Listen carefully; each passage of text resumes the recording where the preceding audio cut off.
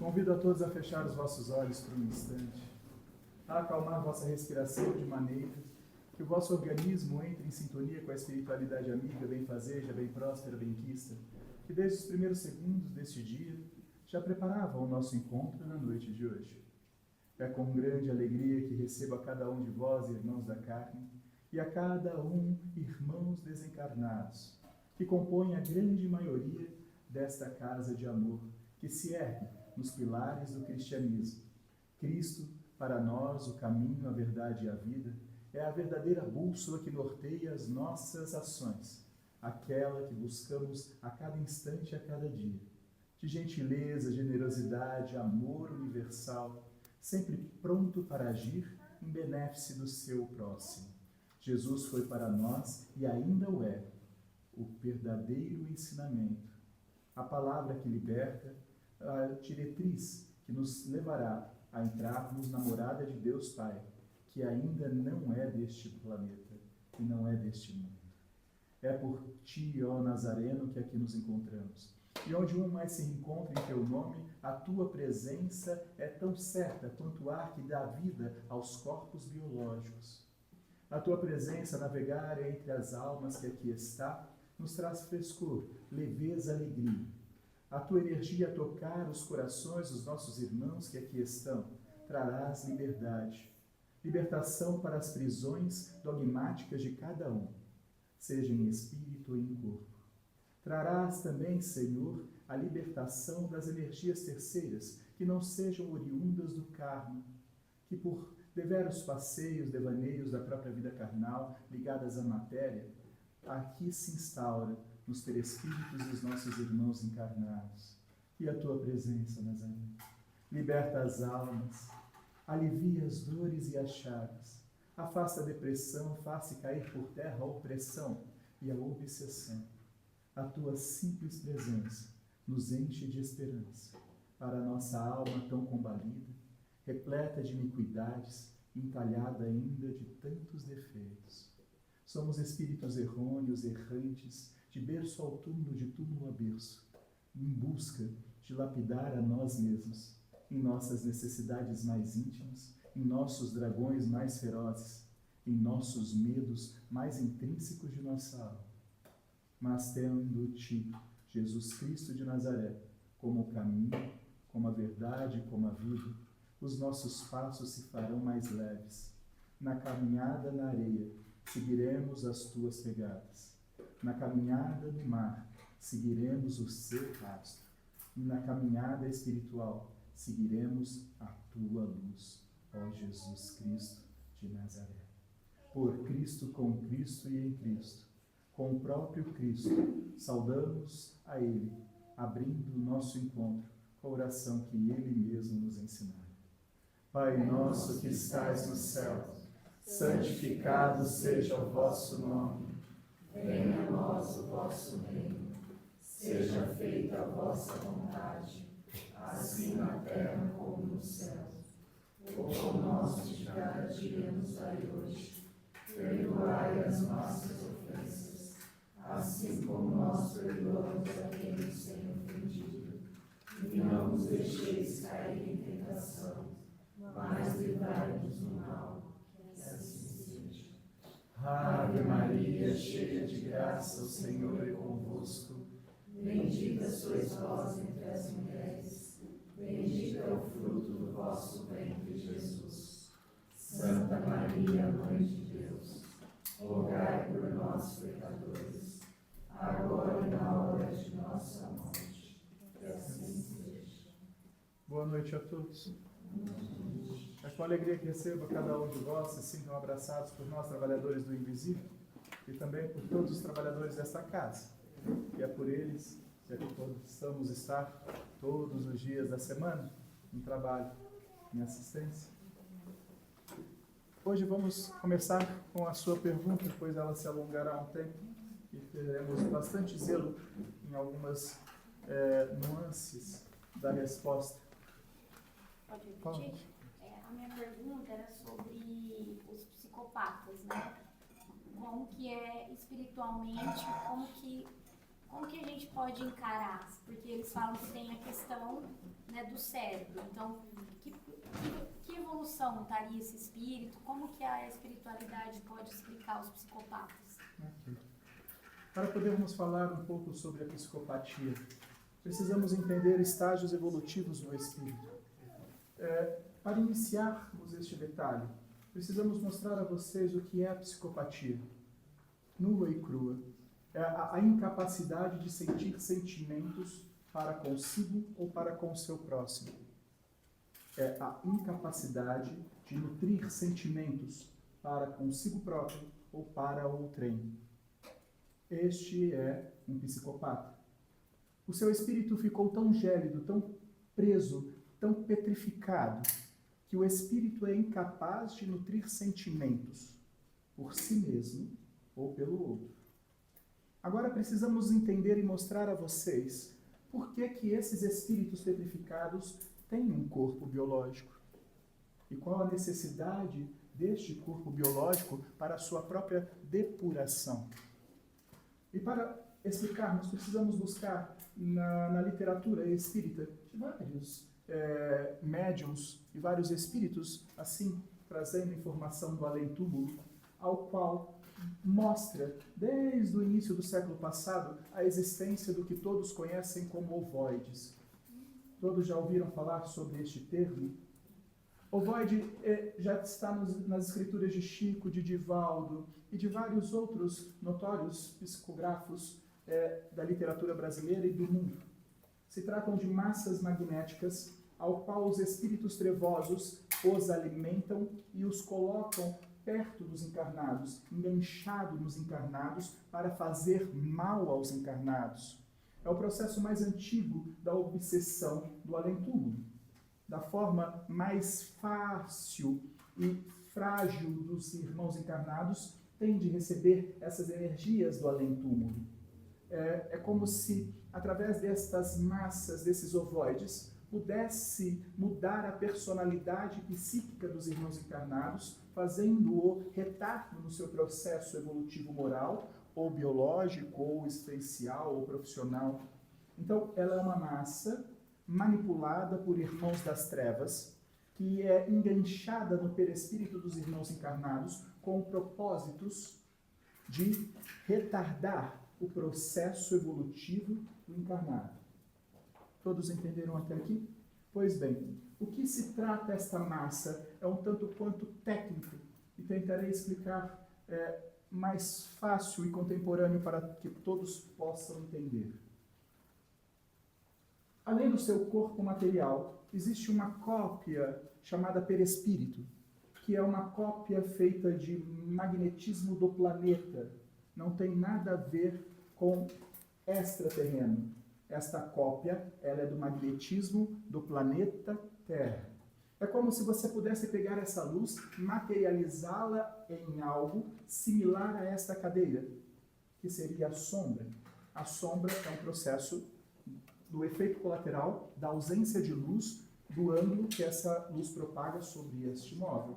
Se pudéssemos criar esta sombra materialmente, o faríamos extraindo o magnetismo do planeta e forjando uma cópia dessa cadeira. Perespiritualmente, todos os corpos encarnados têm uma réplica de si mesmos no plano espiritual, chamada perispírito, e é apenas energia pulsante deste planeta. Qual que é a finalidade desta cópia corporal existir no plano espiritual? Para que ela pegue o seu espírito que não é deste planeta, é uma essência que flutua, uma essência pura, a imagem e semelhança do Criador. É uma esfera luminosa que precisa estar alinhada com o seu corpo material. Então cria-se uma massa perispiritual para reter o teu espírito, a tua consciência de Deus, ignorância e simplicidade, como fomos criados. Esta massa segura o teu espírito na mesma região do teu corpo. E esta acoplação se faz por 7 laços magnéticos, chamados chakras. Esta é a composição num corpo biológico. Esse perispírito, então, ele é volátil. Por quê? Cada vez que você nasce, ele assume uma forma. Se ele é uma cópia do seu corpo quando és um feto, o perispírito também é um feto. Quando és nascido e está com 5 anos de idade, a tua cópia tem 5 anos de idade. Na sua idade atual, a sua cópia está da forma atual que você se apresenta. Pois bem, dentro de Kardec, nos mostra o Pentateuco que o perispírito ele é volátil, ele se transforma, ele faz mutações segundo a personalidade. Aqui eu quero dar um adendo. Quando você muda muito radicalmente a sua personalidade de estar encarnado, se assemelhando com algum animal, o teu perispírito começa a abstrair a forma em uma mutação humana para essa de animal. Se você é muito raivoso, muito bravo, muito irado, o seu perispírito, com o passar do tempo e suas atitudes perante a vida, ele se transforma em algo animalesco. Se na vida corpórea você entra em uma sintonia de acreditar que você é uma fada e passa a vivenciar a ideia de ser uma fada em vida, o seu perispírito começa a se transformar no seu desejo. E quando você desencarna, a sua massa perispiritual, ela é de uma fada. Então, se você me perguntar, existem fadas no plano espiritual? De monte. Porque é apenas a transmutação do perispírito do reino hominal para um reino lúdico. Assim como existem dragões, seres reptilianos, quando falamos da raça humana reptiliana, uma mistura de répteis com o ser humano, nunca existiu essa raça de forma biológica. Não encontrarão e nem encontrarás fósseis alguns que possa mostrar que existiu biologicamente a raça reptiliana. Porém, se mergulharmos no plano espiritual e adentrarmos no umbral, encontraremos répteis andantes com formas humanas, que são nada mais, nada menos do que os nossos irmãos, que na conduta da vida foram verdadeiras víboras, machucando, destruindo outras pessoas, usando da maldade, da perversidade e da ilusão e da ignorância dos outros para tomar vantagens para si, se transformando verdadeiramente em víboras, em répteis. Porque o que você é em essência transmuta naquilo que tu apresentas em perispírito. Estão acompanhando essa linha de raciocínio? Então, muito do que você age perante a vida, você se transforma nesta massa perispiritual. E se você parar para analisar tudo que narro, todas as mitologias de Saci Pererê, Mula Sem Cabeça, répteis, lobisomens, vampiros, é apenas aquilo que o próprio ser humano, em racionalidade, em vida, plasmou para o seu plano espiritual. E os médios videntes, clarividentes, viram essas transformas no plano espiritual e trouxeram, fazendo a vasta literatura cultural de quase todas as nações deste planeta ao longo dos milênios. A cultura lúdica é apenas a visão de um médium clarividente, que via tudo que narro a vós no plano perispiritual. O teu perispírito, ele é plástico, ele se molda, ele se transforma naquilo que vocês desejam. Entenderam até aqui? Aqui entro para a lei da física. Existe uma força que ela é inerente à matéria e ao plano espiritual, chamada força da gravidade. A força da gravidade condensa tudo que está dentro do núcleo, dentro da estratosfera da Terra, da camada de ozônio, para o núcleo da Terra, em uma força cada vez maior perto do núcleo. Concorda? Então, se assim ela age, ela também age no perispírito. Quando nós, espíritos que estamos encarnados, fazemos bondade, fazemos o bem, o nosso perispírito ele se torna mais leve. Porém, se na condução de nossa vida, uma vez encarnado, fazemos o mal, temos inveja, temos vingança, artilosamente maquinamos para termos vantagem, seja ela de qualquer sorte for, nós vamos trazendo peso, massa densa para o nosso perispírito. Dai a César o que é de César, dai a Deus o que é de Deus. Se usarmos esse ensinamento de Jesus para a formação perispiritual, eu vou falar assim: quanto mais materializado você é, mais densidade magnética você tem do planeta. Correto? Quanto mais apegado às coisas do mundo você é, mais magnetizado você está com a energia do planeta. César, César. Se você vive pagando a César e querendo as coisas do mundo, o teu perispírito fica mais denso com as coisas do mundo. Se você vive em equilíbrio com as coisas do mundo e as coisas divinas, se você entende que o divino é ser bom, é gentil e generoso, segundo os próprios ensinamentos de Jesus, você coloca energia de outra dimensão, de fora da Terra. Então o teu perispírito ele é leve, não é denso. Se eu pego um pequeno papel e amasso ele é apenas uma esfera. Se eu for amassando vários papéis em cima dele, ele vai ficar uma esfera maior, correto? A força da gravidade vai imperar sobre essa esfera e vai lançá-la ao chão. E como a força da gravidade age em todos os sentidos e te leva para a gravidade, toda esta massa que a gravidade condensa vai se transformando em uma bola, em um ovo. O que é um ovoide, senão um espírito que já teve inúmeras vidas, que destas vidas que ele teve, ele se materializou ao extremo, juntando apenas tesouros da terra, ao qual a sua massa perispiritual foi tão grande que ele sucumbiu à força da gravidade em estado de inércia. Porém, dentro deste ovo existe um espírito que teve centenas ou milhares de vidas. E todas essas vidas ele jogou fora. Ele se materializou ao extremo. Quando você se materializa ao extremo, você dá mais importância ao dinheiro do que às coisas da vida, do que às coisas do céu. E quando você se materializa a este ponto, você perde a sua capacidade de sentir compaixão.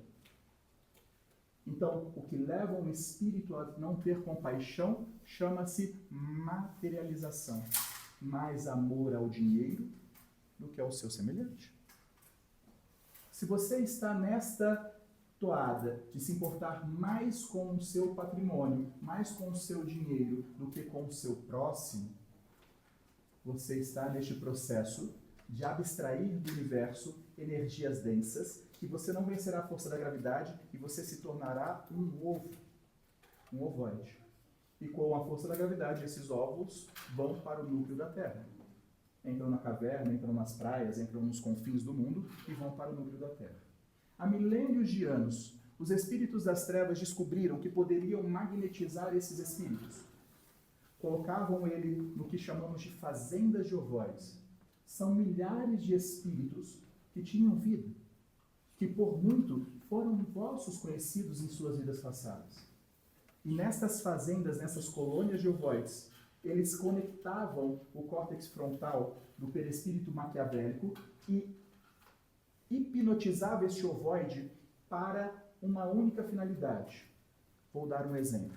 Se um encarnado ele tem uma fragilidade de ser vaidoso, um espírito mau vai no ovoide e hipnotiza o ovoide para colocar mais vaidade.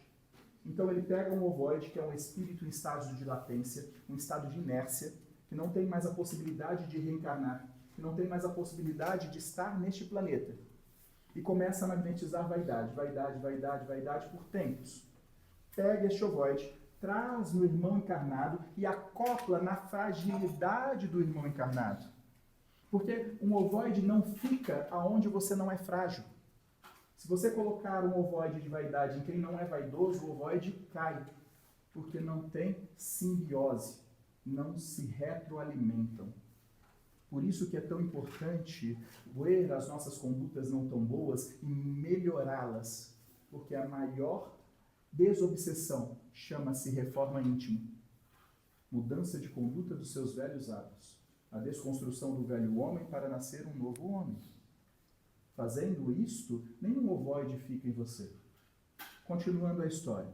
Então, se eu quero prejudicar um irmão encarnado, eu vou analisar a fraqueza dele. Se é vaidade, vamos pegar um ovoide e vamos conectar neste irmão que já é vaidoso. Se você tem um irmão encarnado orgulhoso, vai ser conectado um orgulhoso. Se nós temos um irmão encarnado que adora bebida alcoólica, nós vamos colocar espíritos ovoides com desejo de bebida alcoólica. Se você está chorando demais por tristeza, vamos colocar um ovoide de tristeza. Assim funciona. Coloca-se o ovoide no irmão encarnado. E este ovoide, ele se alimenta e se retroalimenta do irmão encarnado. Sintomas do irmão encarnado: peso. Levanta, parece que está mais pesado. Anda, se sente fadigado. Perde a sua paciência com facilidade. Passa noites tendo sonhos naquilo que é a sua fraqueza. Se ele é vaidoso, os sonhos dele é sempre vaidoso. Se ele é ganancioso, os sonhos é sempre da ganância. Porque ele está acoplado com o ovoide que emana aquele sentimento diariamente. Com isso, ele vai agravando a sua conduta. Agravando a sua conduta no mundo de provas e expiações, de causa e efeito, as consequências chegam. As consequências de atos nefastos só pode ser coisas não tão boas. Simples. Como 1 mais 1 são 2. Pois bem, já vamos chegar aonde vem a psicopatia. Quando o Espiritismo foi fundado na França, com Kardec e o Pentateuco, um dos levantes da criação das casas religiosas espíritas e espiritualistas era a unificação dos nossos irmãos encarnados para resgate de ovoides. Porque eu disse a vocês que um ovoide é um espírito. E esse espírito teve história. Esse espírito teve história com muitos irmãos encarnados. E quando vós desencarnam, buscam seus que amaram e percebem que eles viraram um ovo em estado de latência e que não tem mais prospecção alguma para a sua evolução, chora-se. É como se você passasse uma vida encarnado na esperança de encontrar os seus que amam e ao encontrar-se no plano espiritual, percebe a inércia, a estagnação daqueles que vocês amaram.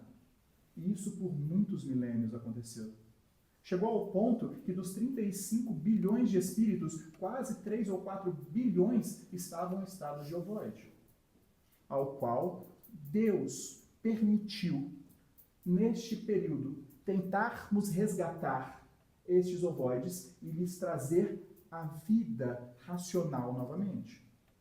Para resgatar um ovoide, primeiro precisamos resgatá-lo desses plantios de ovoides. Precisamos descer nas trevas e resgatar estes espíritos em estado de ovoides. Como que podemos descer nas trevas? Somente Jesus tem essa aptidão. Ele desce, pega o que ele quer e ninguém vê. Mas a grande maioria dos espíritos precisa de uma energia para vencer a força da gravidade. Essa energia, ela é produzida pelo cérebro humano. Ela não é produzida por nós espíritos. É pela máquina geradora de energia chamada cérebro. Então, os trabalhadores da casa espírita, assim como muitos outros irmãos encarnados que frequentam as casas espíritas e espiritualistas do mundo, fazem esta caridade. Ao adormecerem, se encontram aqui na casa e descemos em caravanas até o submundo para resgatarmos ovoides.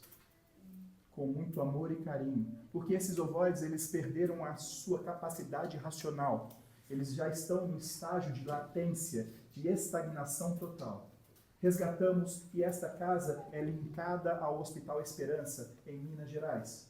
E esses ovoides são levados para lá em câmaras reparadoras. São quase incubadoras de crianças. E durante todos os dias, todas as noites, irmãos encarnados vão lá cuidar desses ovoides, como um ato de amor. Muitos dos trabalhadores desta casa espírita, ao dormirem, vão para o Hospital Esperança doar ectoplasma para que estes ovoides sejam libertos desta casa. Num trabalho árduo, moroso, lento, porém com um bombardeamento de amor. nós vamos desconstruindo as cascas magnéticas da densidade deste planeta sobre aquele espírito. E quando chegamos em uma certa profundidade, encontramos um espírito longe da racionalidade, inteiramente entregue ao materialismo, porque foi o materialismo que levou ele a esse estágio de letargia. E quando desconstruímos toda esta massa magnética, encontramos um espírito extremamente materializado. O oposto do materialismo é o sentimento. Porque se o meu sentimento é apenas no dinheiro ou nos bens patrimoniais, eu não sei o que é amor. E neste estágio de um ovoide, Deus permite que ele reencarne. Porque quando ele reencarnar, ele será amado pela mãe, será amado pelo pai, será amado pela família. Porém, será um espírito alheio a sentimentos. Completamente sem sentimentos. As primeiras reencarnes dos espíritos que se tornaram ovoides por materialismo são drásticos, são cruéis, porque eles não sentem amor por ninguém. E normalmente, nas primeiras reencarnações dos ovoides, eles desencarnam antes dos 12 anos.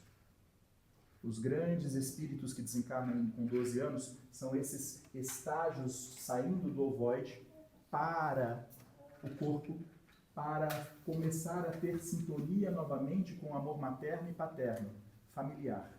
Antes dos 7 desencarnam, antes dos 12 desencarnam, com 9, 8 anos desencarnam e já entram no útero novamente para passar por esse processo incontáveis vezes. Até que chega um momento, 100, 150 anos deste processo. São 100, 150 anos vivendo no máximo 12 anos de idade. Para desconstruir e iniciar os primeiros laços de afeto. Reconstruir os laços de afeto iniciou dar uma vida plena. Mesmo assim, depois de quebrarmos a crisada do ovoide e voltarmos este espírito para um corpo, depois de 100 anos, este espírito ainda não vai ter compaixão. Quando um espírito sem compaixão reencarna, a ciência o chama de psicopata, porque o psicopata é incapaz de sentir sentimento. Se esta é a psicopatia, o que vem ser a sociopatia? O processo evolutivo do psicopata. Porque se eu vivo uma vida como psicopata, não amo ninguém, vou viver outra, até o ponto que eu nutra sentimentos por alguém, mesmo que seja minha família. Então eu já consigo ter sentimentos por quem eu amo, mas não pela sociedade. Sociopata. Até o ponto que eu consiga sentir sentimento por quem eu amo e também pela sociedade. Eu volto ao estágio de normalidade. Entendeu? Então, o psicopata é um processo probatório necessário para os espíritos que chegaram no processo de letargia. Existem muitos psicopatas? Não. Porque não são todos que despertam do estágio de letargia. É muito raro. E é o trabalho mais árduo de todas as casas espíritas. Disse a vocês, para romper um ovoide e devolver ele a uma pseudo-lucidez, são séculos. Séculos. E nós só temos hoje o apoio do Espiritismo há 170 anos. Que é a grande missão dos irmãos encarnados. Então, quando vislumbramos e tecemos os olhos sobre os centros espíritas, vemos muitos centros, quase que a totalidade, preocupada em resgatar espíritos do umbral, espíritos de...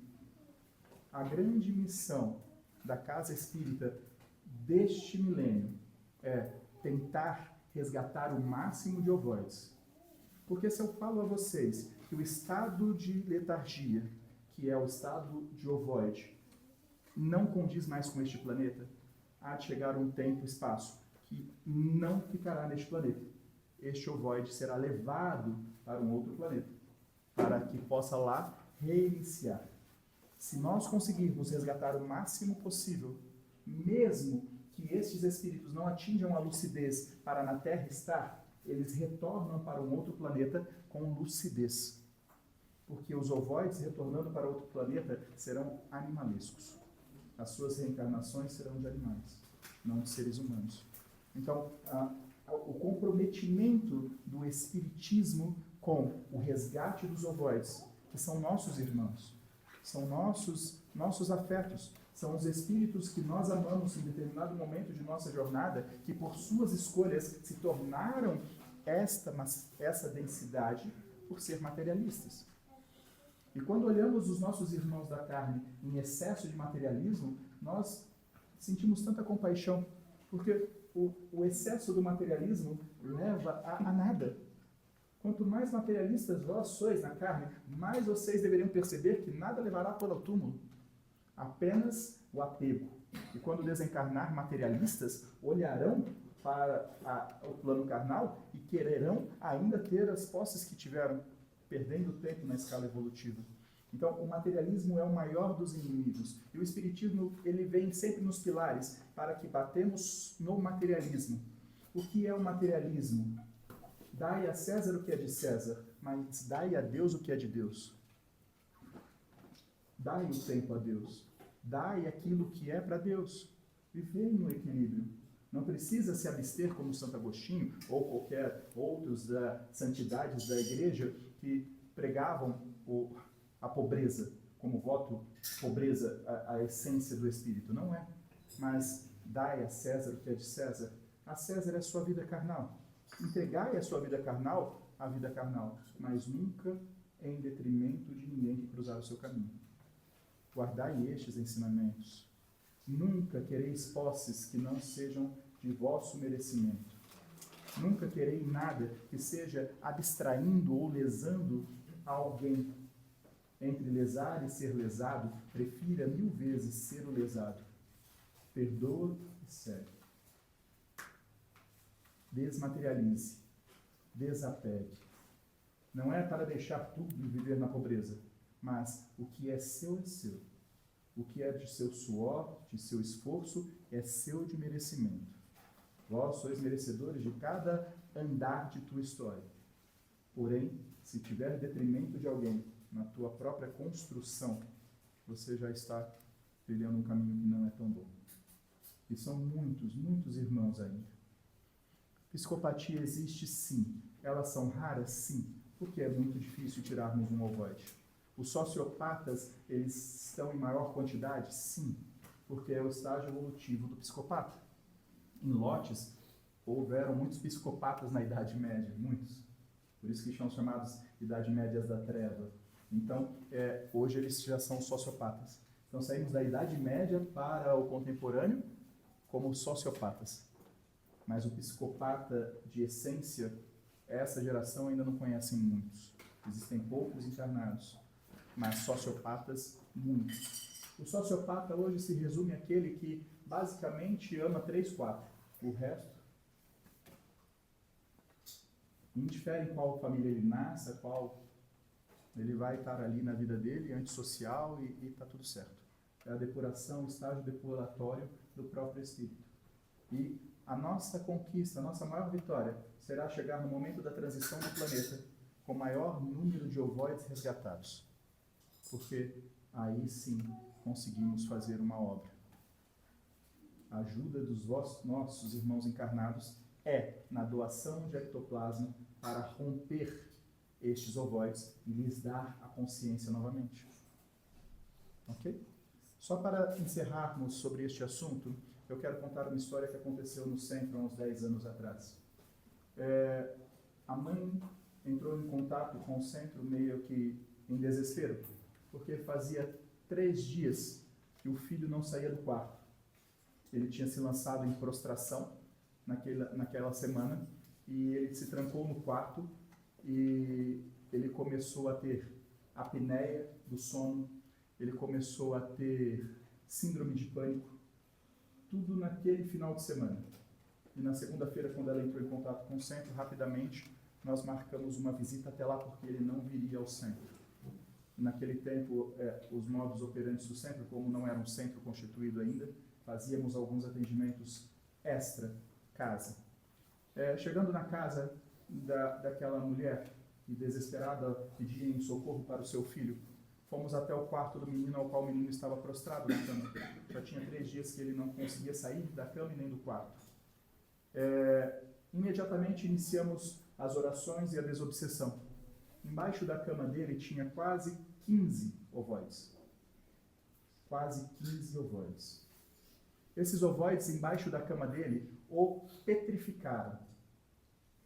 Lembrando o que disse agora há pouco a vocês. O ovoide só se conecta em vocês nas suas fraquezas. Então aquele jovem estava com 15 ovoides conectados a ele, na fraqueza dele, ao qual gerou a ele todos esses sintomas. Apneia do sono, síndrome do sono, hipnose sonambúlica, ficou prostrado durante 3 dias. Inicialmente, já retiramos os ovoides, já os limpamos e reorganizamos os chakras, reacoplamos o perispírito ao corpo, porque os ovoides já tinham feito uma completa bagunça nos chakras, desacoplando os chakras, reacoplamos, ele voltou ao sentido e tomou posse do seu corpo e levantou da cama como se nada tivesse acontecido. E continuou a sua vida.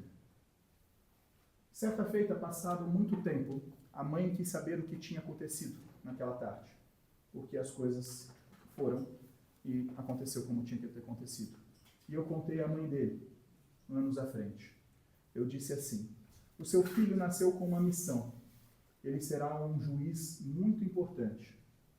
Ele nasceu com um cognitivo muito acima da média. E nesta semana, ele vai passar pelo exame da AOB para pegar o seu certificado. Pegando o seu certificado, ele vai passar no exame para ser juiz. Iniciará a sua trajetória missionária nesta vida. E os espíritos das trevas não querem. Na semana que ele ia fazer a prova, houve um ataque em massa. Mas o que nos resta de lição não é sobre o ataque e o levante das trevas. É porque que esse menino permitiu, com as suas fraquezas, tantos ovoides. Isso nos remete ao ensinamento. Não se trata das trevas se levantarem contra vós. Não se trata dos seus obsessores quererem o seu mal. Se trata das suas ações, da sua condução de vida, das suas atitudes perante ao que a vida te apresenta. E quando as provas e expiações chegarem, agradecei. Obrigado, Senhor, porque a minha vida está um caos. Porque é aqui que eu vou mais aprender. É aqui que eu vou manter a serenidade, é aqui que eu não perderei a esperança, é aqui que eu não esmorecerei. Quando pessoas difíceis cruzarem o meu caminho, eu tenho certeza, Senhor meu Deus, que é a tua mão agindo em divina providência. Porque como posso eu ser melhor se não experimentar o que me causa dor? O que me causa dor são as pessoas que cruzam os meus caminhos me trazendo dor. Então, se elas me trazem a dor, se estou numa família que me traz a dor, é porque eu preciso aprender o valor do amor. E eu estou aprendendo no remédio amargo. Porque se eu fosse um bom espírito, eu não precisaria estar passando pelo remédio amargo, eu teria aprendido por amor. Como não aprendi, estou vivenciando a dor e agradeço, Senhor meu Deus, pela dor que estou passando. Então, quando atingirmos essa maturidade espiritual de agradecermos as partes difíceis de nossa jornada biológica, estaremos dando a Deus o que é de Deus e a César o que é de César. Revendo as nossas atitudes, mudando as nossas condutas. Não se trata do levante das trevas, nunca se tratou, porque as trevas nunca vencerá, porque o sol sempre virá pela manhã. As trevas é apenas a ausência da luz. E a certeza de que amanhã, nos primeiros raiares do sol, treva nenhuma resiste. Porque o sol sempre vem. Então não existe a vitória das trevas. Não existe a vitória do mal. O mal nunca reinará. Mas se o mal criar reino dentro de nós, nós sucumbiremos. Então não se trata dos obsessores, não se trata dos espíritos que querem o nosso mal. Se trata de nós. E quanto mais rápido abstrairmos este ensinamento, colocarmos em prática, mais rápido estaremos livres deste próprio mal. Ok? Guardai este ensinamento. Aquele jovem já passou na prova de juiz, nos tempos de agora. E logo mais, daqui aproximadamente uns 10, 15 anos, ele iniciará a sua missão. Porque assim foi feito, assim foi o desejo, assim é a vontade do Pai. Nós só fomos os instrumentos, naquele momento peculiar, para colocarmos as coisas no eixo. Acho que a Miriam participou. Eu ia te perguntar quando você estava relatando sobre o caso que a gente participou, né, na Sim. casa, e só que a gente tinha menos conhecimento Sim. naquela época. Quando você falou de ovoide, para nós era um bicho de 7 cabeças, né? Aí eu ia te perguntar o que foi feito com esses ovoides lá? Foi mandado para essa fazenda? Não, a fazenda é nas trevas. Nós levamos para o Hospital Esperança e colocamos em incubadores. A fazenda é nas trevas. Então eles foram recuperados mais rápidos, porque Não. já foram para incubador? Já estão na incubadora. É mais fácil o processo porque estava debaixo da cama dele. A gente tem que ir nas trevas buscar. Então quando a gente tem que descer Tinha nas nas trevas é muito costas dele também, não tinha? Era muita coisa, né, que É. você fez. muito. Foi um trabalho bem Foi. bonito, bem libertador. No entanto, ele saiu do quarto. A vida se reinicia. E não teve esse apenas ataque. Ele vai ser atacado ainda por 15, 10 anos. E a Faz mãe parte. sumiu do centro para Mas pedir não tem socorro pro filho? Né? Mas ninguém some do centro. Não existe... Não do nosso, Sim, não, sim. dos outros. A gente Não. encontrou ela até, acho que no da Amélia, acho que eu encontrei ela. Se trata... sabe, deixa eu deixar um ensinamento para que vocês possam entender. Todos que estão aqui neste momento, encarnados, não estão aqui por mero acaso. Este nosso encontro que nós fazemos aqui, e que parece um encontro de velhos amigos, significa porque somos. As nossas almas já estão laçadas, entrelaçadas há muito tempo. Então, se tecermos a família espiritual e se desnudarmos os vossos corpos para o plano espiritual e trazermos, vamos nos reencontrarmos em tempos e espaços distintos, ao qual, por muito, em outras religiões, em outras crenças, nós já cultuávamos o próprio Cristo. Antes mesmo do Cristo vir à Terra, talvez nós já estávamos unidos em outros templos, em outras crenças. Então, não há uma alma estranha aqui. Então, a mãe e os filhos também não eram estranhos. Já estava tudo ligado. Então, não que o afastamento geográfico, ou ideológico, ou religioso possa haver, que não vai desfazer os laços da alma. Então, vocês são assistidos e nós assim o fazemos com tanto carinho, porque se tirarmos a sua roupa e trouxermos para o plano espiritual, vamos dar tantas risadas, tantas alegrias, de tantas lembranças de tantos séculos e milênios. Então, as nossas almas só estão se reencontrando, nada mais. Então, mesmo que as escolhas da vida tenham levado-a para lá, ela sabe que no momento difícil é onde ela vai chamar. Assim como já fez. Ao longo desses 10 anos, ela precisou de ajuda para o filho mais 2 vezes. E ela trouxe, só que dessas 2 vezes o filho quis vir ao centro. E um pouco antes que ele estava com dificuldade em passar na prova por causa dos mesmos processos, ele estava beirando a desistência, ele foi querendo mudar a missão de juiz para ser Delegado. Não, um reikiano. Aos extremos, tamanha a interferência.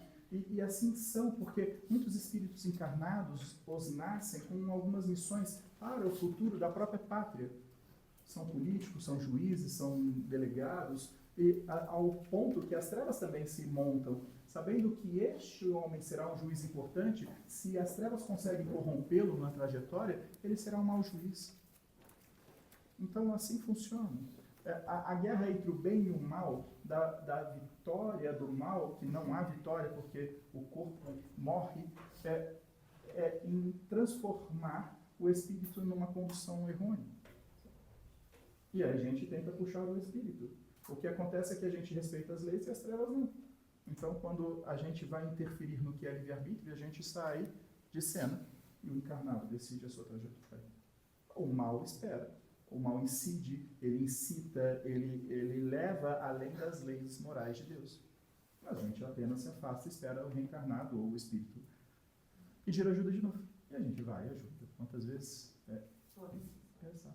Sim. Eu posso botar o gancho dela? Sim. É uma dúvida cruel que eu tenho, muita gente deve ter. Sim. Vamos ver se eu consigo explicar. Não quer ser tão profunda quanto a psicopatia e sociopatia, porque é bem pesado isso. Sim. Vou dar um exemplo de homossexualismo, por exemplo. Uhum. Eu sei que tudo na vida é livre-arbítrio, são escolhas, você pega consequências de tudo que você escolhe. Sim. Só que tem de boa índole e má índole. Eu posso escolher ser dragão ou ser fadinha, como você disse. Ok. Mas se você convive, ou parentesco, ou familiar, aqui não tem grau de sangue, mas pode ter um grau muito mais forte, certo? Uhum. Sim. Como que você identifica se é interferência, ou se é missão, ou se é influência do real? Porque a gente vive na Terra, a gente é um plano material, a gente tem que ter material sim, Sim. não é fazer do dinheiro, o uso dele não deixar aquele uso da gente. Ok. Exato. Tá entendendo, né? Então, como que a gente identifica, no caso dos seres homossexuais, que é mais fraco? Como saber se é uma interferência, se é uma coisa reencarnativa, Uhum. é uma coisa de troca de... Tem um monte de explicações. Ou se é por influência ou socialismo. Porque a gente está vivendo num mundo hoje muito ocioso, muito permissivo. Então, tudo é fácil, tudo permitido. Então, já tem essa bagunça toda que a gente já viu. Não vou discutir os motivos do que está acontecendo isso, mas está acontecendo. Como você identificar e poder chegar perto e ajudar a interferir para que não seja, se for influência, igual o menino lá, estava com os ovoides, tirou os ovoides, ajudou. E se for uma influência, uma coisa que não é para ser e está sendo, o que você pode fazer, você como sendo mãe, como sendo pai, sendo um irmão, um amigo muito próximo, para não deixar a pessoa cair na tentação e viver na penumbra? Como a gente, assim, como ser humano hoje no planeta Terra, como a gente pode vivenciar e facilitar, clarear a mente e falar, não, isso aqui tem que ser mesmo, vamos aceitar. Aceitação ou não? Não sei se estou sabendo explicar. Sim, eu compreendo. O que a gente pode fazer no plano Terra que a gente, hoje, nessa encarnação, nessa encarnação, para fazer o mais correto possível, só que não está no nosso alcance, Deus lá que permite, né? Então, como que vinha a mente da gente, como saber atuar hoje? Para não pegar mais ainda, deixar de passar uma coisa que não era para ser passada. Sim. A primeira coisa que eu preciso... Sim, entendi. Eu vou tentar dar uma resposta que não será breve. Vamos precisar de um tempo, porque são muitos assuntos colocados. A primeira coisa que você precisa entender... É agonia total, daí de fato. A primeira coisa que precisa entender é que se existe ovoide, é porque se acoplou na falta do encarnado. Entende isso? Se o encarnado é vaidoso, o espírito é vaidoso. Se o encarnado ele é assexuado, o espírito ovoide é assexuado. Se o encarnado é sexualmente perturbado, o ovoide também é sexualmente perturbado. O ovoide ele pega o que faz morada no encarnado e intensifica. Este é o primeiro ponto. Então, como que analisamos um ente querido que está sob a ação de um ovoide? A mudança radical de alguns hábitos. Porque se eu sei que meu filho é vaidoso e ele começa a se tornar muito vaidoso, esta guinada, esta ascensão da vaidade é ovoide. Porque você convive com seu filho e sabe que ele é. Porém, existe um momento que ele está exacerbado. Se o meu filho ele é colérico, ele é irado e ele está com ovoide, ele vai ser 10 vezes mais. Então qualquer coisa vai inflamá-lo. Então você vai perceber a mudança radical, mas daquilo que já é. Então a observação é esta. Como que a mãe pediu ajuda? O menino entrou na sexta-feira no quarto e era domingo, segunda e não saiu. Não é normal. Saiu da rotina, está acentuado demais. O menino sempre ficou no quarto estudando, mas naqueles dias não foi estudo. Foi uma força muito maior que o aprisionou no quarto. Então a mãe percebeu e pediu socorro. Ponto. O ovoide, ou implante, ou qualquer outra forma, ela apenas intensifica, mas ela não muda a essência. Ela não transforma. Não se pode colocar um ovoide com sede de álcool em alguém que não gosta de álcool. Não vai funcionar. O ovoide vai cair. Quer um exemplo claro? O Douglas não bebe nada de álcool. Se colocar um ovoide de álcool, o ovoide cai. Agora coloca um ovoide de doce. Ele gruda. Parece um marshmallow. Sabe identificar se a essência do seu ovoide, por exemplo? Porque o ovoide, ele intensifica a essência. Ele intensifica a essência. Mas são traços que você já percebe. Já vem na pessoa. Já está na pessoa, é dela.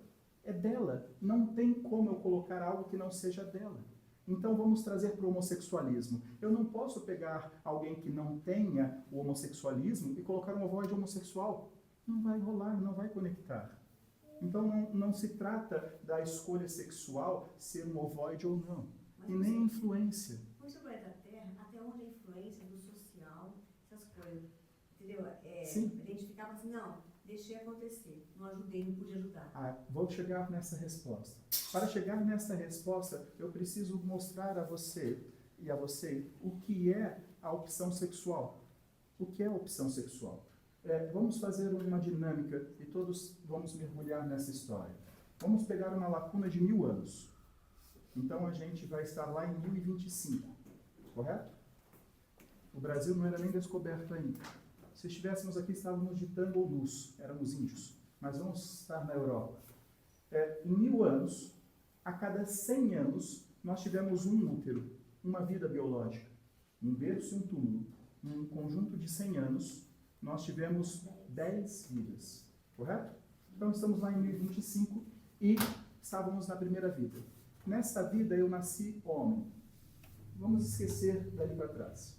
Na segunda eu nasci mulher. Na terceira eu nasci homem, na quarta mulher, na quinta homem, na sexta mulher, porque o espírito não tem sexo. Se eu for nascer hoje, em 2025, qual que é meu sexo? Qualquer um. Eu vou ser bissexual. Porque o meu interesse sexual na trajetória de 1000 anos foi homem e mulher. Porque ora eu nasci homem, ora eu nasci mulher, ora eu nasci homem, ora eu nasci mulher, porque os meus desejos, a minha intimidade não está no corpo que me revestes, e sim na minha alma, em minhas memórias do inconsciente. A minha opção sexual está no meu inconsciente. Então, nesta vida, se em 1000 anos eu nasci homem, mulher, homem, mulher, homem, mulher, tanto faz. Eu vou me relacionar com homem, vou me relacionar com mulher. Correto? Se em 1000 anos eu nasci homem, homem, homem, homem, homem, homem, homem, eu vou nascer homem nessa vida, eu vou ser o quê? Homem. Eu não vou conseguir me relacionar com outro homem. Porque nos últimos 1000 anos eu só me relacionei com mulher. Então, nesta vida, eu irei me relacionar com mulher. Se eu sou mulher, em 1000 anos eu só vim mulher, nesta vida eu só vou me relacionar com homens. Porque a minha herança identitária, sexual, dos últimos 1000 anos, me mostrou, me forjou uma mulher ou um homem. Ao qual, se eu nasci homem, mulher, homem, mulher, homem, mulher, homem, mulher, homem, mulher, eu vou me interessar pelos dois sexos. Isso é a minha lembrança espiritual. É o meu desejo íntimo, forjado através das reencarnações. O que temos é uma mudança não tão fácil como narrei. Agora quero fazer a vocês um exercício. Se há 1000 anos eu nasci homem, em 5 vidas eu fui homem, e quando eu fui homem, eu fui muito machista. Eu fui muito rude, eu maltratei, eu bati, eu briguei nas mulheres. Pela espada eu feri muitas mulheres. A lei de causa e efeito, e assim como Jesus ensinou, aquele que fere pela espada será ferido. Na sexta vida, ele não pode vir homem.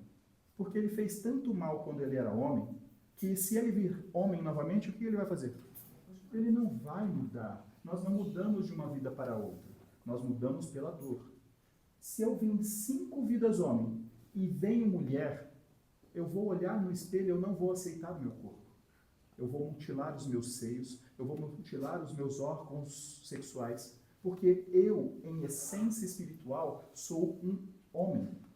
Então eu vou me transformar num corpo masculino, tanto físico quanto mental, porque a minha herança espiritual nos últimos 500 anos foi masculina.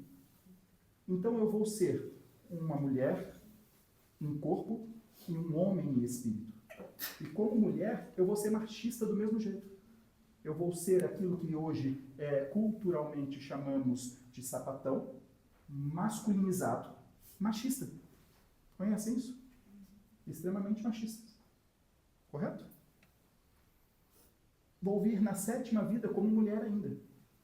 Porém, eu já vou ser mais afeminado, mas ainda assim gostarei de mulher. Porém, eu não mutilarei o meu corpo para se tornar um corpo feminino. Então, eu vou ser uma mulher masculina na mente, mas não mutilarei meu corpo. Na 3ª vida, 8ª, já como mulher, eu já vou começar a sentir empatia pelo outro sexo. Para que em 2025, ao nascer mulher novamente, a minha herança espiritual de 500 anos sendo mulher, passando pelo processo de homossexual mutiladora do corpo, para um homossexual menos agressivo para o corpo, para um homossexual bissexual, para a forma de mulher e podendo aceitar agora um relacionamento hétero. Então, este processo define a tua sexualidade. A escolha sexual que tens não tem nada a ver com o gene, não tem nada a ver com o corpo, não tem nada a ver com a cultura, não tem nada a ver com nada. Tem a ver com a sua herança espiritual das suas vidas passadas. Você é a soma de todas as suas vidas passadas. A opção sexual que você tem está ligada diretamente às suas somas das vidas passadas. Não tem nada a ver com o mundo permissivo? Não.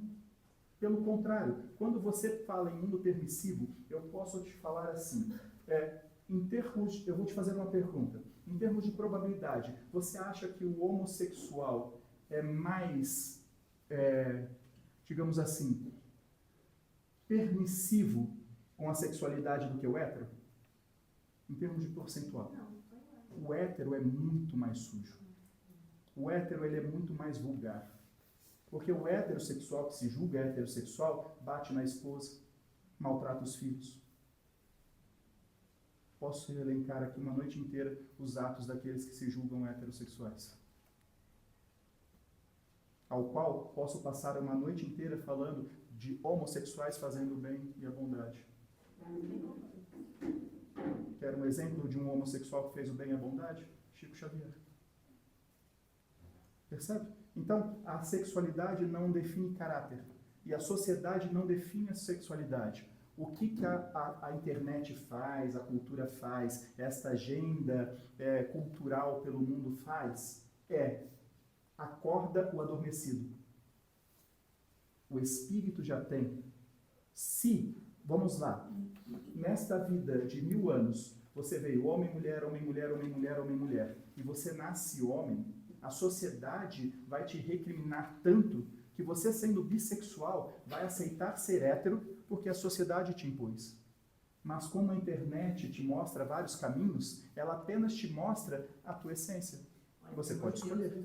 Sim, exato. Eu gosto mais do homossexual do que dos héteros, que são mais gente. Oh, pai. Mas sim, eu preciso, um aprendizado total para que possamos entender o que é a sexualidade. Quando mergulhamos nesta ideia, nós vamos desconstruir um preconceito. E isso eu não falo só da sexualidade, eu falo do racismo, do negro.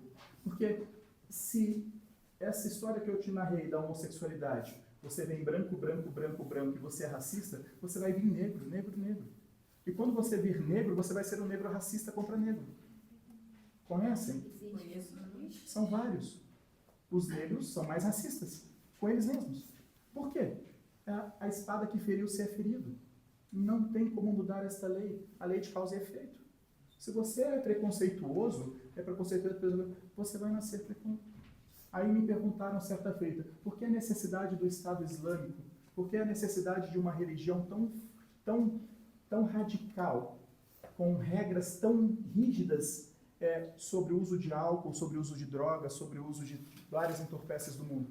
Porque se você é um beberrão, há 1000 anos, eu bebo, e fruto da bebida eu maltrato, eu brigo, eu mato, eu entro em discórdia, eu causo revolta, durante 1000 anos você não conseguiu se depurar numa pátria que a bebida é legalizada, você vai nascer numa pátria que a bebida é ilegal. Por isso que tem a necessidade de ter várias religiões e várias etnias de crenças e culturas para receber os irmãos que estão translocados, estão perdidos na trajetória. Porque se você nasce numa pátria que não tem álcool, por mais que você tenha sede de álcool, não tem onde comprar. Abusando da sua paciência.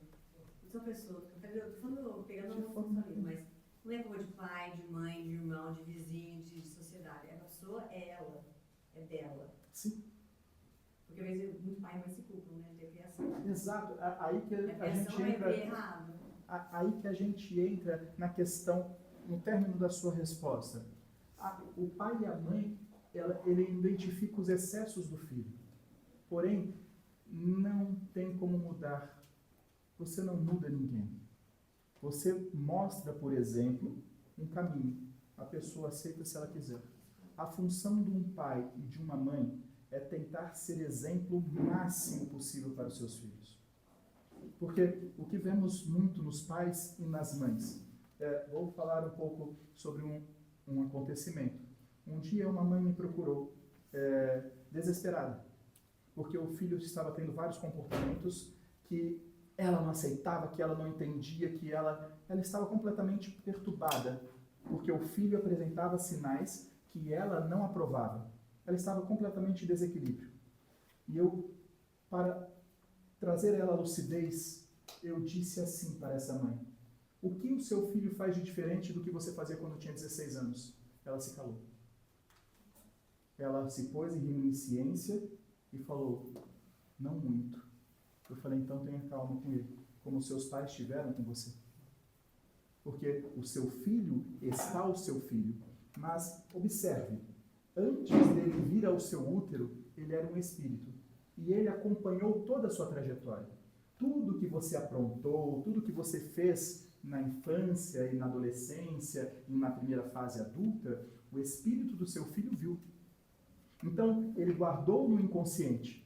E agora o que ele mostra a você é como se ele estivesse fazendo o que você fizesse, e nada que você fale vai falar para ele, porque inconsciente ele sabe que você não tem moral para cobrá-lo. Entenderam essa linha de raciocínio? Antes do filho dela estar encarnado, assistiu à vida da mãe, ao qual guardou as informações no inconsciente. Agora encarnado, ele fazia tudo o que a mãe fazia e não aceitava a justificativa da mãe, porque instintivamente ele sabia que a mãe não tinha moral. Então, se assim funciona, qual que é a função do pai e da mãe? Rever os seus atos para serem para o filho o espelho. E é o que normalmente não acontece. O pai e a mãe quer fazer a mudança na força, na marra.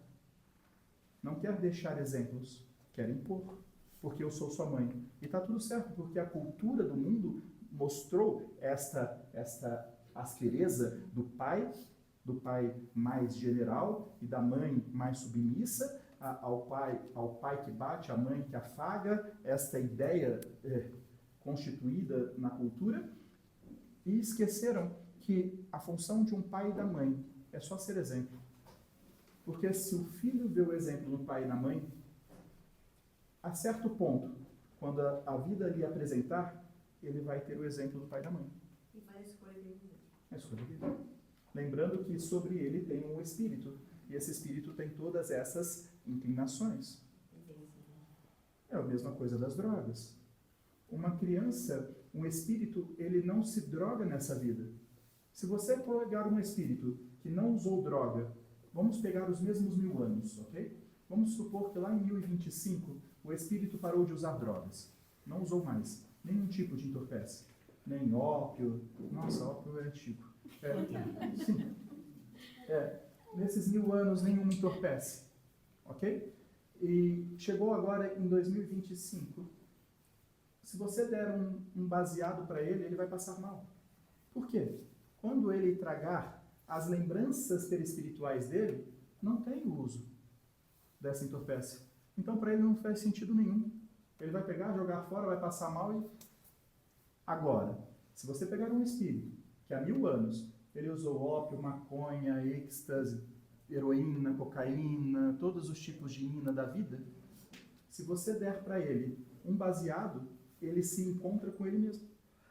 Quando a gente usa aquele termo ovelha negra da família, perfeito de ter um vilão, é porque o boy, aí tem aquelas explicações, né? Porque o exemplo está dado, né? Então, mas quem garante o exemplo? Né? Tem muito ramo, não posso assim. Exato. Porque assim, o que nós mais vemos são pessoas subindo no púlpito falando que são exemplos. E quando chega na quatro paredes são os verdadeiros tiranos. Então, às vezes, a ovelha negra da família é apenas aquele que não é compreendido. E a família fica em torno de algum pedestal, de alguém que tem um pouco mais de posse ou mais alguma coisa, e dá muita vazão. Então, nunca devemos olhar com um crivo de nada.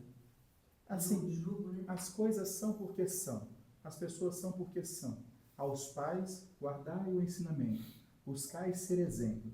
Ah, como eu posso ser exemplo? Olha o que tu fez e não faz. Entende? Olha o teu passado e fala, nossa, então eu não vou fazer agora. É o primeiro passo. Porque se você não olhar os seus próprios passos, como você quer ser exemplo de alguma coisa? Porque é o que mais vemos são pais que viveram a vida desvairada e agora querem cobrar do filho uma santidade. Não há isso. Isso chama hipocrisia. Se tirarmos a roupagem biológica, o espírito é hipócrita. Não adianta nada. É oco, é pombo lorento, bela viola. Não adianta. Se quer ser exemplos para o filho, olhai o que fez no passado, se arrependa, fala, pelo amor de Deus, não faça meu filho trilhar estes passos. Se você conseguir fazer com que seus filhos não repitam os seus erros, já está de bom tamanho. Ele vai repetir os deles. Daí pra frente que faz a escolha dele. Exato. Manter a vigia para que não caia nas bebidas em excesso, nas drogas, nas más companhias, no crime desvairado. Manter a vigia. Se precisar ser firme, sejais firme. Se precisar chamar, chamai. Percebe? Os pais que passam por filhos que estão com as drogas, o que os pais devem fazer? Estar com o telefone dos médicos e das clínicas sempre já marcado. Porque há um momento que Deus intervém em alguém que está perdido nas drogas. Este momento é quando o filho, longe das entorpecentes e longe dos espíritos obsessores, chega chorando ao pai e fala, eu quero ajuda. E o pai não sabe o que faz. Quando os filhos estão neste caminho, o pai tem que ter de prontidão a clínica de recuperação. Porque química se resolve com química, não se resolve com oração. Se fosse só o poder da oração e da igreja, não tinha mais droga no mundo. Correto? Olha quantas igrejas tem. E as drogas existem, talvez mais fácil do que a igreja. É química, é ciência. O corpo dopado de entorpeces químicas se resolve com química. Se resolve com terapia. Não se resolve queimando vela. Não se resolve fazendo desobsessão. Nós fazemos desobsessões independentes químicos, sim. Mas é como enxugar gelo. A gente tira 10, vem 20. Tira 20, vem 40. Fica insustentável. Então, é preciso dos pais o discernimento para aquele momento, em particular, o filho pediu ajuda interna. Mas para o pai internar um filho, ele tem que sair de um pedestal da vaidade, do orgulho absurdo. Ele vai sair por amor ou pela dor. E às vezes, quando o filho pede ajuda, o pai não tem esta luz de falar, meu filho precisa de ajuda e eu não posso dar ajuda. Às vezes o filho nem pede ajuda, mas precisa ser ajudado, forçado. Mas o filho vai pedir. E quando pede, o pai não sabe o que faz. Dá dinheiro para o filho, dá alguma coisa para o filho. Então, ficai atentos. O pai, os pais, devem ser exemplo. Para ser exemplo, olhai o que fez. Se arrependa e procurai não fazer, porque o filho vai se espelhar. Buscai a conduta. E quando o filho errar, não julgai. Falar, filho, vem cá. Errou, vamos embora, vamos em frente e vamos. Os filhos, acima de tudo, antes de serem os seus filhos, são filhos de Deus. Então, os pais são os espíritos que Deus confiou à guarda de um outro filho dele. Olha a importância que Deus deu aos pais. Ok? Então, é muito importante o exemplo. Não se muda ninguém pela força, mas se molda por exemplos. Bons exemplos, bons exemplos, bons exemplos, forja no filho um exemplo bom. Maus exemplos, forja maus exemplos. Não se frustrar nas escolhas dele.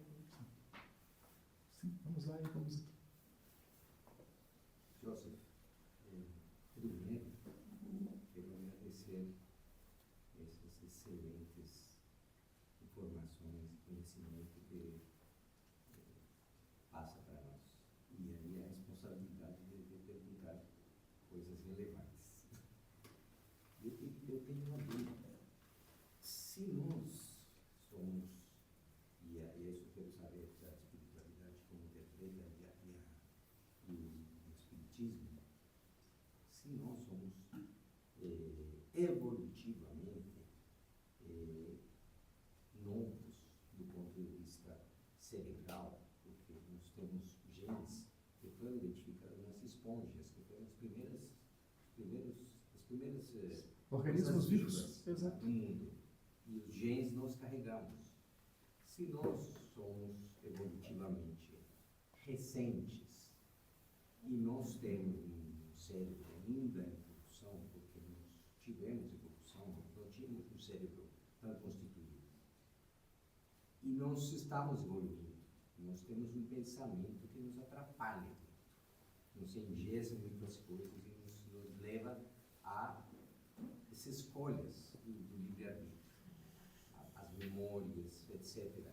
Como é que o conhecimento espiritual entende isso? Porque nós estamos em alguma coisa biológica ainda em evolução. E como nós encarnados aqui, nós estamos em alguma coisa ainda muito instável, que eu entendo assim, um pouco instável. Nós somos um ser vivo ainda totalmente constituído. Nós ainda estamos evoluindo, porque estamos no último segundo ainda da evolução dos seres vivos. Então, como é que nós, dentro de um ser vivo ainda muito instável, nos comportamos e como estaremos isso no futuro? Eu ainda tenho algumas dúvidas em relação a isso. Não sei se entendeu a minha Sim, pergunta. compreendi. Vou tentar, na resposta, ser mais minucioso possível.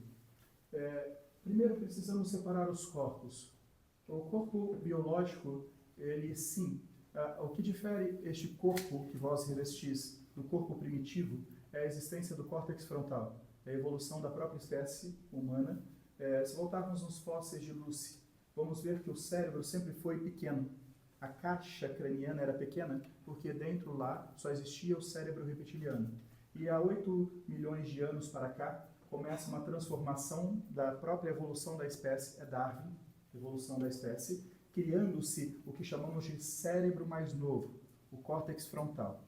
A diferença, se mergulharmos na questão biológica, vamos encontrar dentro da caixa craniana 2 cérebros. Ainda assim, o cérebro primitivo, instintivo, e o cérebro novo, o córtex frontal. Maior, com maior capacidade. Os neurônios agem aqui, os impulsos agem aqui. Cérebro reptiliano, córtex frontal. Se você me perguntar sobre a própria evolução da espécie, no próximo estágio evolutivo, será desconstruído. Não existirá mais cérebro reptiliano. Seremos apenas córtex frontal, que é o racional, a capacidade de racionalizar e entender matematicamente todos os acontecimentos da vida. Este é o córtex frontal. Córtex primitivo, reptiliano, é o córtex dos instintos. Sobrevivência, procriação e alimentação.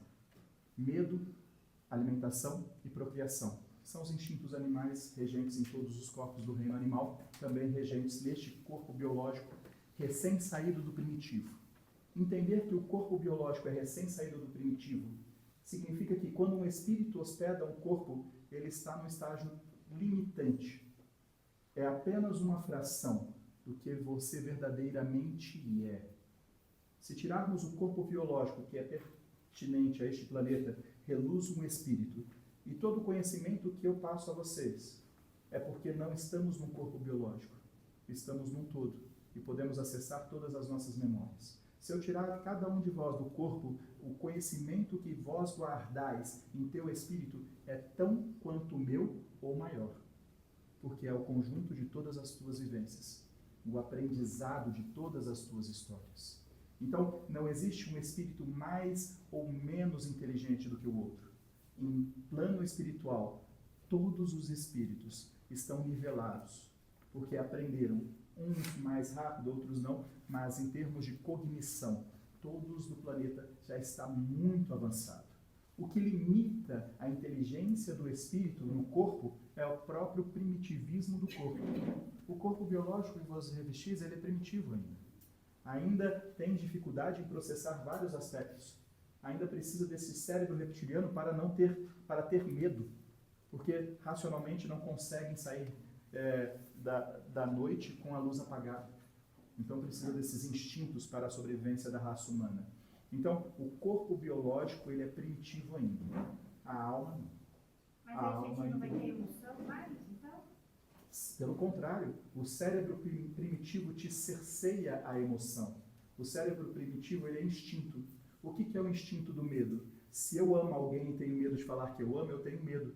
Então eu não falo que eu amo alguém porque eu tenho medo. Então o cérebro primitivo, ele te limita. O cérebro frontal fala assim, larga de ser bobo, vai lá e fala que ama.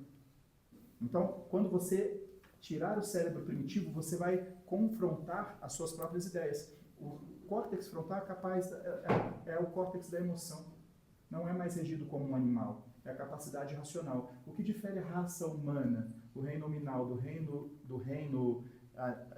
nominal para o reino animal, é o córtex frontal. Do reino animal, o animal que mais se aproxima em córtex frontal do reino nominal são os golfinhos. São os únicos. E não falam a língua do homem. Conversam entre si, isso é uma outra história para um outro momento, precisaria de 5 horas para explicar isso. Mas nenhum animal chega perto do que o homem é. E eu já falo que o homem é primitivo. Entende? Então, a capacidade de amar não está no cérebro reptiliano, está no córtex frontal. O córtex frontal ele te liberta, o cérebro reptiliano ele te limita. Só que se no estágio que estamos tirar o cérebro reptiliano, a gente se mata. Literalmente se mata, porque a gente vai perder o medo de tudo. Deixa eu ver se eu vou. Você joga? O que te limita a não jogar no precipício é o medo. Então o medo ainda é necessário. A procriação para a perpetuação da espécie e a alimentação. Ok? Então, com o passar do tempo, esse cérebro reptiliano sai de cena e fica só córtex frontal. Voltando à sua pergunta, não é abstenção de sentimentos. Pelo contrário, é mais sentimento porque é racional, o sentimento é racional. O espírito ele é muito inteligente. Ele é extremamente, muito além do que o teu corpo apresenta. Muito, mas muito. Porque todo o conhecimento do mundo está dentro de cada um de vocês. Porque vocês viveram toda a história do mundo. Em vários corpos, em várias vidas, em vários berços, em vários túmulos. Você é a história mais rica da humanidade, é a existência de cada um de vocês. Está tudo guardado aí dentro. Ponto. Quando está encarnado, existe o que chamamos de véu do esquecimento. Existe uma cortina que se fecha sobre todo este conhecimento. Por quê? Te dá a oportunidade de recomeçar sem as dores do passado. Se você pudesse, nessa vida consciente, amanhã, recomeçar sem trauma nenhum da tua vida até aqui, você não aceitaria? Se pudesse passar uma borracha em todas as coisas que não foram boas da sua vida até aqui, você não passaria? Você terá isso na próxima vida. Porque estar num berço é passar uma borracha em todo o passado e recomeçar. Mas você não pode recomeçar com os benefícios e nem os malefícios da vida passada. Porque senão você teria benefícios, seria contraditório. Não ter os malefícios e ter os benefícios. Então, deleta-se tudo, guarda e segue uma nova vida. Porém, não se apaga, apenas se guarda. Este guardar chama inconsciente. Você tem o consciente, que te trouxe a vida, do momento que saiu do útero até a presente data. E tem o inconsciente. Na figura de Freud, é o iceberg. Aquilo que vemos acima do nível do mar é o consciente. E toda a geleira monstruosa, gigantesca, que está abaixo do nível do mar, ao qual nós não vemos, é o inconsciente. Este inconsciente é o conjunto de nossas vivências. O que nos atrapalha quando estamos encarnados em termos de pensamentos eu sou consciente, mas eu tenho um inconsciente. Hora que eu vou fazer algo, eu penso assim, parece que eu já fiz isso. E isso vai me gerar algo ruim. Eu tenho esse sentimento. O que é esse sentimento? O teu consciente, sabendo daquela geleira que está à sua frente, mas te avisando que abaixo do nível do mar tem uma geleira muito maior que se você bater, você vai ancorar, você vai afundar. Então o seu inconsciente grita. Então, estar encarnado é uma disputa de consciente com inconsciente. É bipolaridade. Ora você é o consciente, ora você é o inconsciente. Ora você é o consciente, ora você é o inconsciente. E você é bipolar. Todos os encarnados são bipolares. Mas não são bipolares por patologia. São bipolares porque existe a consciência presente e a consciência do espírito. Ora, a consciência do espírito aparece, mostrando a sua personificação. Exemplo. Tem pessoas que são extremamente calmas. Mas quando tem aquele calo e alguém pisa, ela de extremamente calma se transforma extremamente em ira. Aí você analisa aquela pessoa encarnada, ela não teve nada de ira nessa vida. Mas a ira está no inconsciente, que quando o calo é apertado, a ira sobe. Percebe? Quando você está numa situação, você é capaz de agredir alguém, agredir fisicamente, mesmo sem nenhum traço de agressão nessa vida. É o seu inconsciente. Então, estar encarnado é uma bipolaridade. O que acontece é a interferência dos espíritos. E como disse no estudo, o espírito interfere naquilo que você é fraco. Ele não vai fazer nada naquilo que você já é fortaleza. Ele não vai te fazer nada. Então, se você já tem traços de depressão, o espírito vai agir na depressão. Então, você vai ter bipolaridade. O consciente fala que você não pode ficar na depressão. O teu espírito é depressivo porque nos 1000 anos você foi depressivo. Então, é uma luta. A sociedade fala que eu sou depressivo, eu não devo estar depressivo, mas meu espírito é depressivo. Aí vem o obsessor e taca carga no espírito. Você fica depressivo. Você não vence. A sociedade não consegue te mudar. Ninguém consegue te ajudar porque você mesmo se entrega. Então, o espírito, ele age na sua fraqueza. Isso tenha gravado na sua mente. O espírito não vai agir na tua bondade. O espírito não vai falar, nossa, como você é bom, vamos fazer mais caridade. Não precisa, você já faz, isso é bom, é seu, o caminho é seu. Mas o espírito, quando você vai fazer o bem, faz não, ele não te valoriza, não vai te falar nem obrigado. O espírito mal te desestimula porque em você há as fraquezas. Então tem que olhar para si. Então, estar encarnado é uma bipolaridade. Consciente e inconsciente, isso é Freud, psicanálise. Se estudar um pouco a parte de Freud, vocês vão entender exatamente as vozes na mente. E o que são a interpretação dos sonhos, etc. E os traumas infantis. Fazendo isso, tem um espírito. Então, o espírito, ele age na tua fraqueza, bagunçando a tua mente. Ponto. Chegamos no quadro do encarnado. Todo encarnado é bipolar e todo encarnado recebe interferência do espiritual nas suas fraquezas. O que a religião ensina? Reza. Reza, reza, reza. Por quê? Quando você reza, você primeiro afasta as vozes do espiritual. E quando você reza, você precisa usar o quê para fazer a oração? Córtex frontal, correto? Porque ele é capaz de fazer a formatação das lembranças da oração em uma palavra, correto? Então, quando você reza, você obriga o seu córtex frontal e seus neurônios a processarem uma fala e começar a falar uma prece. Desacopla o plano espiritual, obriga o seu córtex frontal a imperar sobre o seu cérebro reptiliano. Isso é o que deve ser feito. Oração quando as vozes da mente estiverem densas demais. Quer um exemplo? Claro.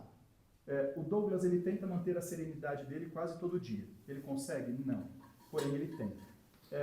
Teve jogo do time dele na segunda-feira. Sabrina, ele xingou pouco no jogo?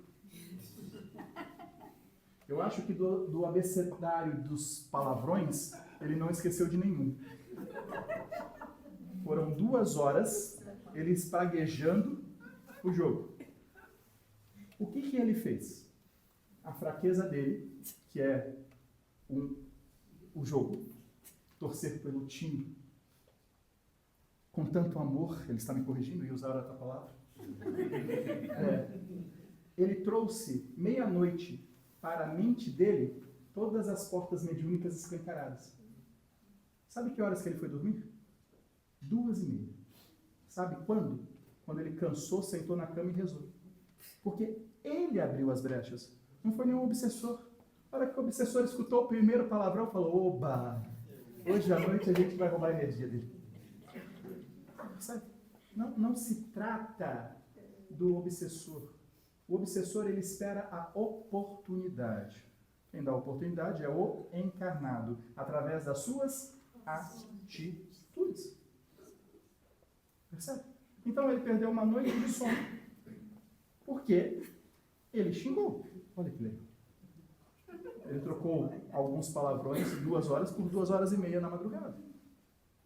Quando você não dorme bem num dia e vai trabalhar, o que acontece no outro dia? Você está com a paciência pequena. Aí qualquer obsessor vai na impaciência e transforma o seu dia numa bagunça. Então, a culpa é de quem? Do obsessor? Não. A culpa é, na hora de você ser colocado em prova com as suas fraquezas, não ser dono de si mesmo. Se você, na hora do momento de dor, você conseguir ser dono de suas atitudes, você se livra de tantas coisas. Conclusão. Ontem ele precisou dormir às 9 da noite até às 5 da manhã dessa manhã para poder recuperar as energias. Senão ele ia matar alguém no serviço hoje. Então, as nossas atitudes definem o que o plano espiritual age ou não. Não é o plano espiritual. Agora, se você se entrega, aí você é um doce num torrão, é um torrão de açúcar num formigueiro. Porque o plano espiritual está cheio de elementos espirituais não tão bons assim.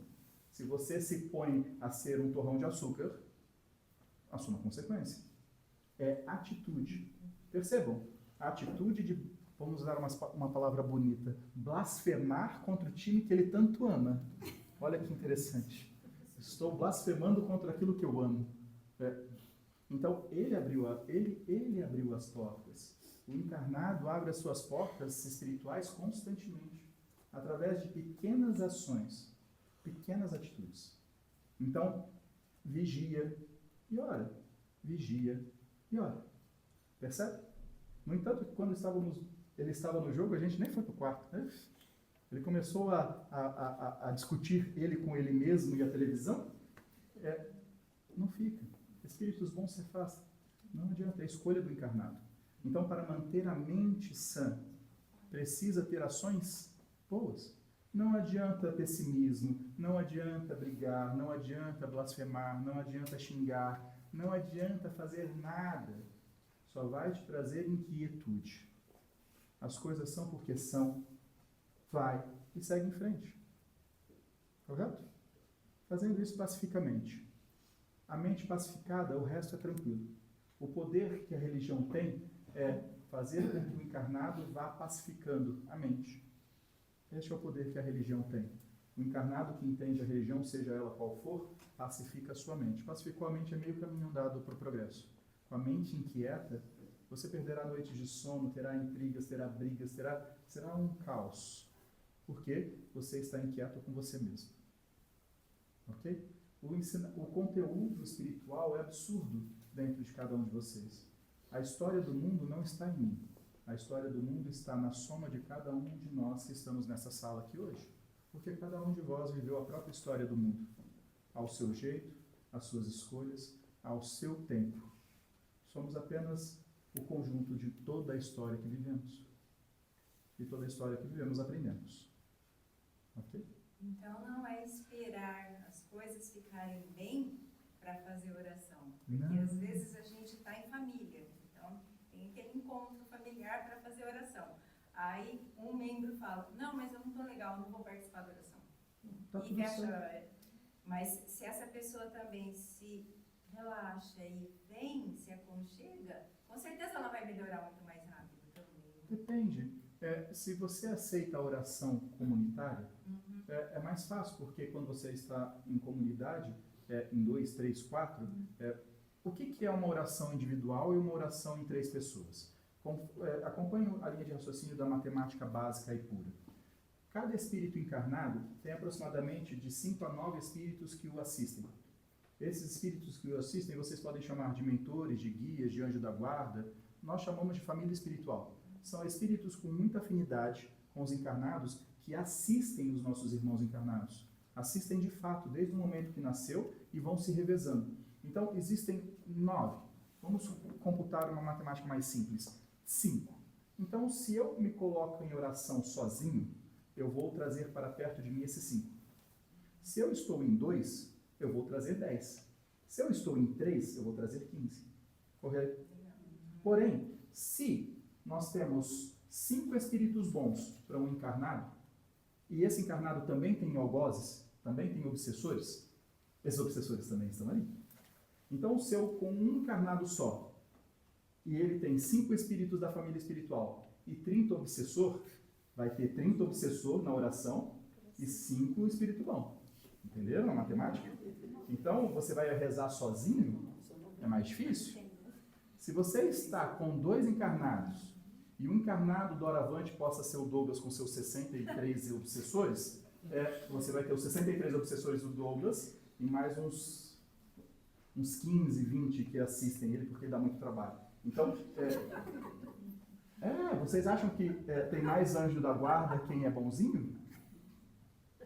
Entenderam essa matemática? Sim. Quem tem mais anjo, quem tem mais mentor é porque dá mais trabalho. Você só tem mentor porque você dá trabalho, correto?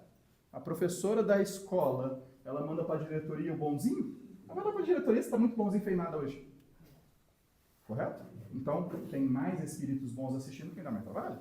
É matemática. Então, quando você une muitas pessoas também com muitos obsessores, a oração também às vezes não pode ser boa. Então, é precioso respeitar a decisão de cada qual. Se você chama e há uma negativa, está tudo certo. É porque naquele momento os espíritos bons fizeram a conta. 1, 2, 3, 4, 5, não dá não.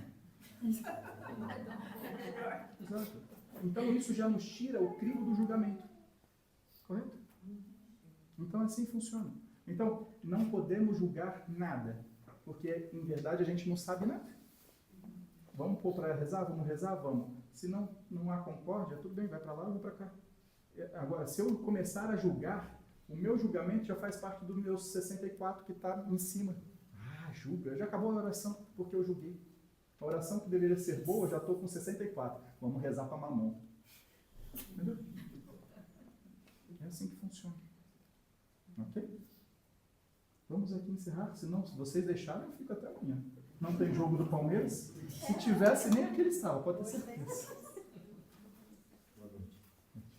Eu queria saber o seguinte, pode ser considerado como suicídio os desregramentos morais, emocionais e sexuais e os vícios? Vamos separar os tópicos que você narrou. Vamos começar pelo vício. Tudo que você usar de entorpece, que degrida o corpo, que seja antinatural, é suicídio. Tabagismo, bebida alcoólica, comida em excesso, tudo que você degradar o maior presente de Deus, que é um corpo biológico para um espírito, você é um suicida. Não conteste. O que difere é grau de suicídio. Ponto. Chamamos de suicídio inconsciente. Você cai pelas torpes do mundo e perde a sua saúde, o seu corpo, por causa de uma escolha sua para as entorpecentes do mundo. Quando você faz isso, é alegado suicídio inconsciente. Não é alegado suicídio o moral, a não ser que você fala assim, eu vou, moralmente, você está ferido, e fala assim, você vai ver quando eu morrer, você vai sentir a minha falta. Então você está no seu orgulho, na sua cólera e ira, e tira a sua vida para fazer mal a alguém. Então você é um suicida consciente. Então isso não entra na vertente moral. Você é um suicida consciente porque você está fazendo algo consciente para prejudicar alguém. Então, moralmente e intelectualmente, não se delega suicídio. Isso é importante frisar. Se intelectualmente e moralmente não é suicídio, as doenças patológicas que possam desaguar num suicídio não é um suicídio. Exemplo, se você patologicamente é tomado por uma demência que perde a função racional, te levando para um mundo lúdico, e dentro desse mundo lúdico você ceifa a sua vida, você não parte para a pátria espiritual como suicida. Nem inconsciente, nem consciente, porque você estava longe da sua capacidade cognitiva, oriunda de uma patologia. Então não é um suicídio, um desvio moral e nem intelectual. Na falta destes, em uma patologia de demência, não é um suicídio. ok? Mas qualquer substância, entre elas a própria alimentação, é uma disfunção que te leva para o plano espiritual como suicida inconsciente. Mas vai pro vale? Não. O vale dos suicidas é o suicídio consciente. Mas é pena. Como que alguém suicida inconsciente por excesso de comida pena? Só tô pensando isso. Eu sei. Você quer a resposta? Só tô aqui esperando. Você chega no plano espiritual e não tem boca. Tem maior suplício do que esse? Você chega para o perispírito e ele não tem boca. Fala, como é que eu vou comer? Por isso que existem os espíritos vampíricos. Eles ficam nas docerias. Os espíritos de gula ficam nas docerias, nos restaurantes. Os espíritos consumistas ficam no shopping. Os espíritos sexuais ficam nos bordéis e nos motéis. E os espíritos cachaceiros ficam nos botecos. São espíritos vampíricos. Não deixa de ser uma zona umbralina ao qual a sintonia dos vícios se afinam. O Douglas já se viu fazendo um estágio na doçura para ele desencarnar. Vamos nos encontrar lá, diz ele para você. Estamos juntos. Quando desencarnam, vocês são as mesmas personalidades, meus irmãos. Por isso que há tempo de mudar e emagrecer, talvez. Acho que eu vou desincorporar.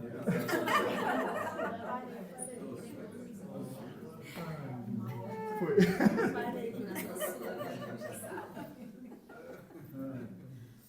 Pronto, vamos encerrar. Pode apagar a luz pra gente. Os fascistas podem trabalhar, porque essa noite só eu trabalhei. Vamos colocar, todo mundo em pé. Ai, meu Pai. Vamos fechar os nossos olhos por um instante, na certeza de que não existe acaso. Estamos aqui unidos porque foi Deus que nos trouxe aqui. Deus está aqui neste momento, Sua presença é real em meu viver. Entregue sua vida, os seus problemas, fale com Deus, Ele vai ajudar você. Oh, Deus te trouxe aqui para aliviar o seu sofrimento. Oh, é Ele o autor da fé, do princípio ao fim, em todos os seus tormentos. Oh, e ainda se vier noites traiçoeiras, se a cruz pesada for, Cristo estarás contigo. O mundo pode até fazer você chorar, mas Deus te quer sorrindo. E ainda se vier noites traiçoeiras, se a cruz pesada for, Cristo estarás contigo. O mundo pode até fazer você chorar, mas Deus te quer sorrindo. Saibamos todos nós que foi Deus que nos trouxe aqui na noite de hoje. E aqui nos reunimos para estarmos com Cristo, porque onde um ou mais se reúne no nome dele, ele se faz presente. Cristo é conosco.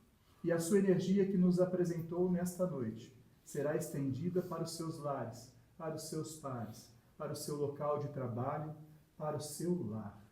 Levai Cristo e abri a porta de tua casa, pedindo ao Filho de Deus: ei, Cristo, entra na minha casa, entra na minha vida. E quando pedimos assim com tanto amor e carinho a Cristo, Ele entra.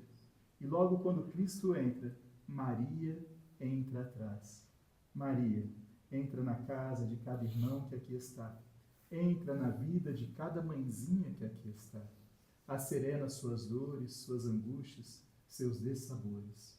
Alivia os seus filhos, aqueles que esses corações maternos sempre oram e clamam em teu nome.